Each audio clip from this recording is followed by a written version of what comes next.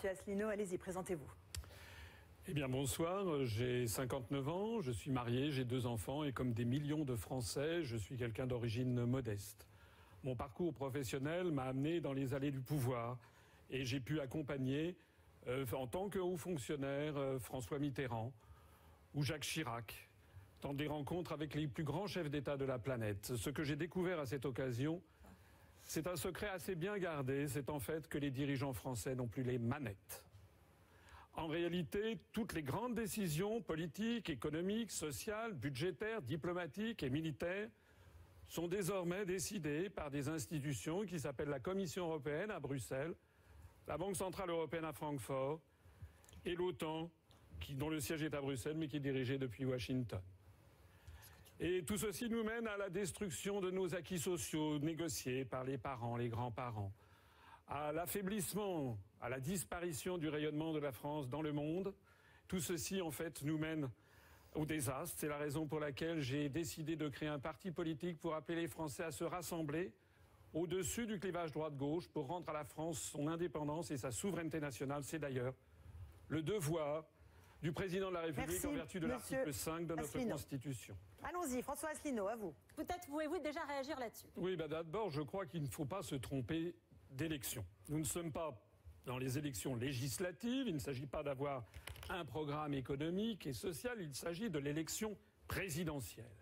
Et comme le disait Charles de Gaulle, le vrai sujet de l'élection présidentielle, c'est l'indépendance de la France. Je viens d'entendre ici un certain nombre de candidats qui ont tous des idées tout à fait intéressantes, sauf qu'elles sont totalement inapplicables dans le cadre des traités européens et notamment dans le cadre du rapport des grandes orientations de politique économique publié chaque année par la Commission européenne en vertu de l'article 121 du traité sur le fonctionnement de l'Union européenne.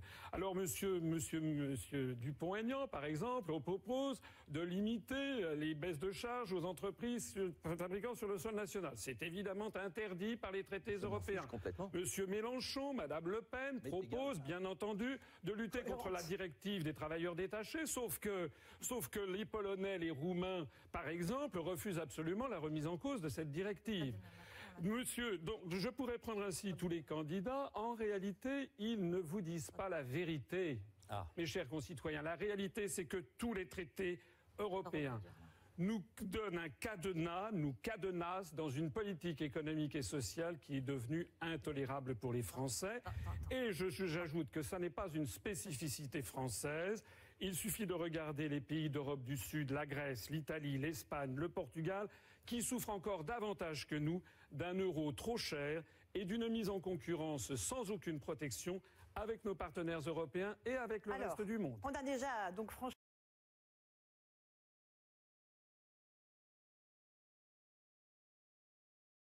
Asselineau, c'est votre vision de l'Europe?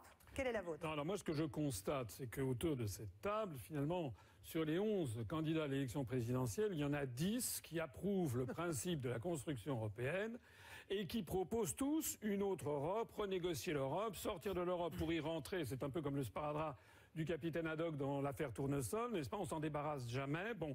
Qu'est-ce que ça veut dire tout ça? Ça veut dire, ça me fait penser à un proverbe chinois qui dit « c'est dormir toute sa vie que de croire à ses rêves ». Pourquoi? Parce que pour renégocier les traités européens, il faut l'unanimité des 27 autres, bientôt 26 lorsque le Royaume-Uni sera sorti, parce que le grand peuple britannique a compris qu'il fallait s'en aller. Il faut donc l'unanimité des 27 autres gouvernements pour rouvrir des négociations. Et donc rouvrir des négociations qui se sont sédimentées depuis 60 ans et on va leur demander, écoutez, soyez gentils, vous allez accepter de s'aborder vos intérêts nationaux pour nous en donner plus à nous les Français. Évidemment, non. Évidemment, les autres gouvernements diront non, en particulier sur la directive des travailleurs détachés et sur tout le reste. Et puis ça n'est pas tout.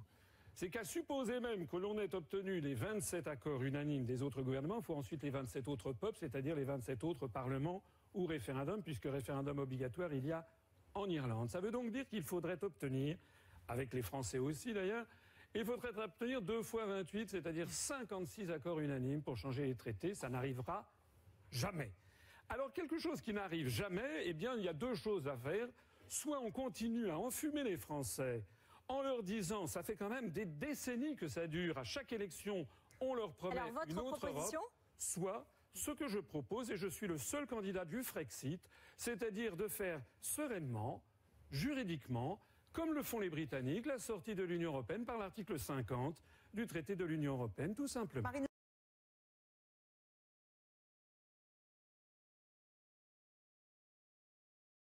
Monsieur Asselineau, permettez-moi, mais je trouve que vous êtes injuste. Je trouve que vous êtes injuste parce que vous proposez une sortie brutale de l'Union européenne. Vous avez d'ailleurs la possibilité de le faire, c'est votre choix. Mais vous ne pouvez pas dire que la démarche qui est la mienne à l'égard de l'Union européenne est une démarche qui ne serait pas franche ou sincère. Sauf que moi, monsieur Asselineau, je veux que ce soit les Français qui décident. Je considère que cette négociation, on doit la tenter parce que je pense que mon élection sera une chance pour l'Europe. Une chance parce que l'intégralité des pays qui souffrent, et vous l'avez rappelé tout à l'heure et vous avez eu raison, de l'euro, de l'ouverture totale des frontières, du libre-échange intégral, eh bien profiteront de cette occasion, profiteront que la France, ce grand pays, entre en négociation pour se mettre autour de la table. Et à l'issue de ces négociations, monsieur Asselineau, quel que soit le résultat, eh bien ce seront les Français qui décideront quelle Union européenne ils veulent. Est-ce que celle-là leur va? Est-ce qu'ils veulent en sortir? Ça, c'est le programme, Madame Le Pen, c'est le programme de David Cameron. Oui, mais sauf que David Cameron, il voulait y rester. Lorsque nous assistons actuellement, n'est-ce pas? Ils ont fini par sortir. Laissez-moi parler. Un agriculteur qui se suicide tous les jours. Lorsque nous avons une usine qui se délocalise presque tous les jours ouvrables. Il est grand temps d'agir, on ne peut plus continuer. J'ai vu d'ailleurs, vous avez fait des déclarations, d'ailleurs à vrai dire elles changent tout le temps, vous avez fait des déclarations comme quoi la sortie de l'euro maintenant, ça serait les élections italiennes en 2018, je ne sais plus quoi. Non. Moi, je ne propose pas de sortir brutalement, je propose de mettre en œuvre l'article 50. Concluez, monsieur Asselineau, s'il vous plaît. De mettre en œuvre l'article 50 qui va faire une entrée en négociation, justement ce que font les Britanniques, qui durera 2 ans maximum. Jean Et puis au cours de ces négociations, nous arriverons en parfait accord avec nos partenaires européens à une sortie amiable, puisque tout le monde est d'accord sur cette façon de sortir de l'Union européenne.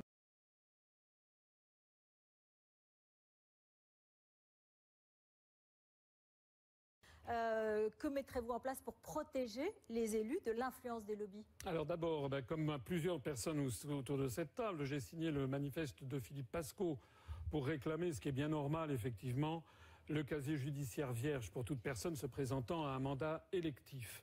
On le demande à de très nombreuses professions, c'est normal de le faire. Je pense en fait que, comme le disent les Chinois, le poisson pourrit par la tête. Et pour moraliser la politique française, il faut déjà que le président de la République soit respectable. Il faut par exemple qu'il ne parte pas, n'est-ce pas, comment dirais-je, qu'il ne bénéficie pas de façon exagérée des avantages de sa fonction. Je pense par exemple qu'il n'a pas à se présenter, faire la une des magazines avec sa femme. D'ailleurs, si je suis élu président, ma femme sera la femme du président de la République. Elle restera discrète. Il n'y aura pas de first lady. Il n'y aura pas de first lady à l'américaine ou monarchique. Je pense aussi d'ailleurs... Elle restera à la maison? Non, elle fera sa profession. Elle aura sa profession. Nous n'aurons pas de traces monarchiques, ni nous ne verserons pas dans le showbiz. Et puis je voudrais aussi insister sur un élément. Moi, je propose que les partis politiques ne puissent plus être financés par des banques. Parce qu'à partir du moment où les partis politiques sont financés par des banques, eh bien, ce sont les banques aussi qui leur donnent des instructions. Et vous me permettrez de donner ici, devant les Français, le fait que les Républicains ont 67 millions d'euros de dettes auprès des banques avec une situation nette négative de 29 millions d'euros. Je me demande comment M. Fillon, qui prétend redresser la France et ses finances, fait alors qu'il n'est même pas capable de gérer correctement le parti politique dont il est responsable des Républicains, monsieur. Je voudrais signaler... J'ai essayé, mais j'ai pas réussi à être élu. Très bien. Je voudrais signaler que le Front National a 9 millions d'euros de dettes auprès des banques, avec des fonds propres de moins 8 millions d'euros. Je voudrais signaler que M. Dupont-Aignan a 1,1 million d'euros de dettes auprès des banques, avec des fonds propres négatifs de 900 000 euros. Ce sont les comptes de la Commission nationale des comptes de campagne et de financement des partis politiques. Vous les avez inventés. Non, eh bien, allez les vérifier. Quant au Parti socialiste, il a 13 millions d'euros de dettes auprès des banques. Et puis M. Mélenchon a fait un prêt, je crois, de 8 millions d'euros pour financer sa campagne électorale. Eh bien moi, j'ai financement 0 € auprès des banques. Le parti politique que je préside, qui, soit dit en passant, a dépassé les 22 700 adhérents et qui connaît une croissance phénoménale en ce moment. S'il vous plaît. Eh bien, je suis très concret. Nous avons 0 € d'emprunt auprès des banques. Et si je suis élu, je demanderai qu'aucun parti politique ne puisse bénéficier de soutien bancaire, de telle sorte que seuls les Français financeront leur propre parti politique. C'est terminé.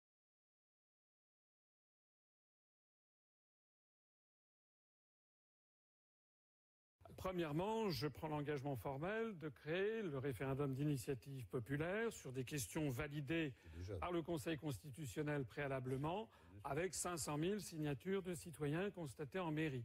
Deuxièmement, j'instaurerai la reconnaissance du vote blanc de plein exercice, de telle sorte, c'est un système qui existe en Suède ou en Uruguay, que si lors d'un scrutin le vote blanc arrive en tête, eh bien le scrutin est annulé, reporté de 2 ou 3 mois, un délai à fixer par une loi organique, il est ensuite refait et les candidats qui participaient au scrutin annulé ont interdiction de se représenter à ce scrutin. Ça donne ainsi une valeur révocatoire au vote blanc. S'agissant de la Constitution, moi je voudrais que la Constitution de la Ve République fût respectée dans son origine.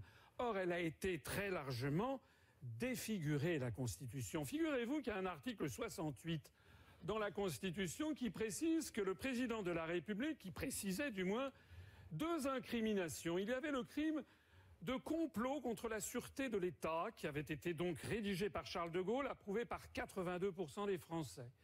Et il y avait le crime de haute trahison du président de la République.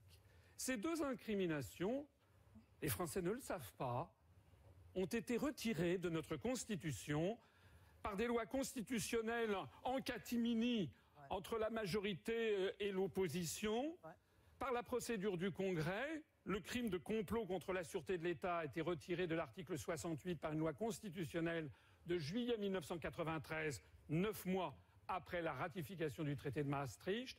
Et le crime de complot... Non. Excusez-moi, non. J'ai beaucoup de retard, donc je n'ai pas de raison de parler d'avoir 3 minutes de moins que Mme Le Pen. Par ailleurs, le crime de haute trahison du président de la République a été annulé, a été enlevé de la Constitution par une réforme constitutionnelle de 2007. Ça n'est pas tout. L'article 4 de notre Constitution précise que les partis politiques français doivent respecter le principe de souveraineté nationale. Et la souveraineté nationale, c'est un des droits fondamentaux de l'homme qui découle de la Déclaration des droits de l'homme et du citoyen de 1789. Vous me permettrez de rendre hommage ici au fantastique discours de Philippe Séguin en 1992 à l'Assemblée nationale, où il disait justement... Il faut en finir, M. Asselineau. Non, j'ai encore du retard. Non, mais vous donnez vos propositions. Vous laissez parler tous les candidats. Je voudrais faire respecter le principe de la Déclaration des droits de l'homme et du citoyen de 1789, qui fait partie de notre bloc de Constitution. C'est-à-dire que ce rapport des grandes orientations de politique économique que je montrais tout à l'heure, et il semble que mes collègues, finalement, n'en tiennent pas compte. Ça passe sur eux comme l'eau sur les plumes du canard. Je suis désolé, ça, c'est inconstitutionnel. La France doit sortir de l'Union européenne.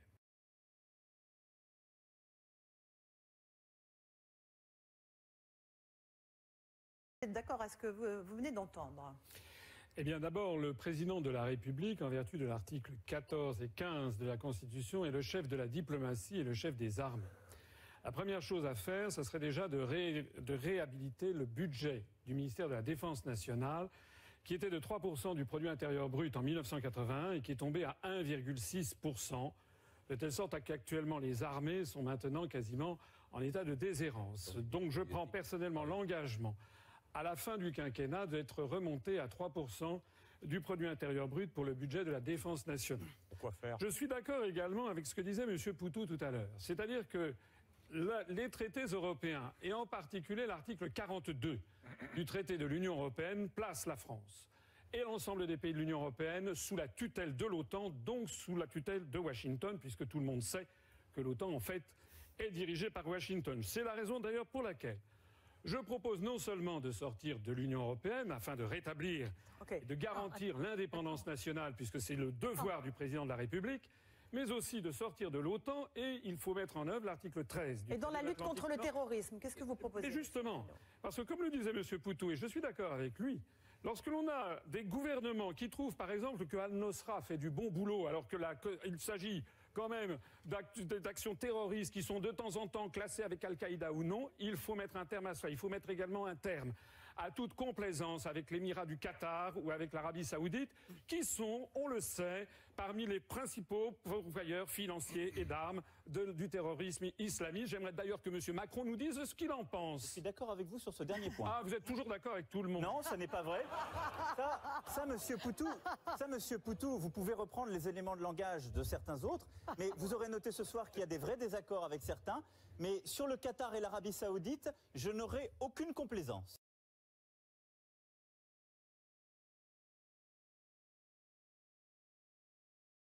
François Asselineau, votre conclusion. Mes chers compatriotes, vous avez écouté un débat avec 11 candidats à l'élection présidentielle. Parmi ces 11, je suis le seul qui vous propose, dès mon élection à l'Élysée, de prendre la mesure du problème et d'entamer la sortie de la France de l'Union européenne, de l'euro et de l'OTAN. N'ayez pas peur. N'ayez pas peur. Parce que je sais ce que l'on va vous dire. On va vous dire que sortir de l'euro serait l'apocalypse. C'est le contraire qui est vrai. N'ayez pas peur, on va vous dire que sortir la France de l'Union européenne, ça serait la couper du reste du monde. Ce n'est pas vrai. Est-ce que la Suisse, qui n'est ni dans l'Union européenne, ni dans l'euro, ni dans l'OTAN, est coupée du reste du monde? Ça n'est pas vrai. Elle continue à rester une grande puissance industrielle. Elle continue à exporter, à importer. C'est le pays du monde qui reçoit le plus de conférences internationales. Savez-vous, mes chers compatriotes, que la France donne chaque année 23 milliards d'euros à l'Union européenne et n'en reçoit que 14? Je m'adresse ici aux agriculteurs. Vous croyez peut-être que l'Union européenne vous donne des subventions? Non. Ce sont des subventions françaises qui transitent par Bruxelles et il en est de même pour les fonds du FEDER versés aux collectivités locales. Mes chers compatriotes, si vous votez pour l'un des 10 candidats qui propose une autre Europe, renégocier les traités à la Saint-Glinglin, etc., concrètement, il se passera quoi? Il se passera qu'il sera obligé, à partir du mois de mai, d'appliquer les grandes orientations de politique économique dont j'ai parlé à plusieurs reprises et qui, décidément, n'intéressent, semble-t-il, pas les autres candidats. Vous serez obligé de constater que le président que vous aurez élu sera contraint de baisser l'impôt sur les sociétés, d'augmenter la TVA, de démanteler toutes les professions réglementées, d'ubériser la société, de démanteler les acquis sociaux, parce que tout ceci est écrit dans ce document dont je recommande la lecture à tous les citoyens français. Merci. Mes chers compatriotes, n'ayez pas peur, ayez confiance en la France qui va renouer avec sa grande histoire, comme le peuple britannique vient de le faire. Merci. Vive la République et vive la France.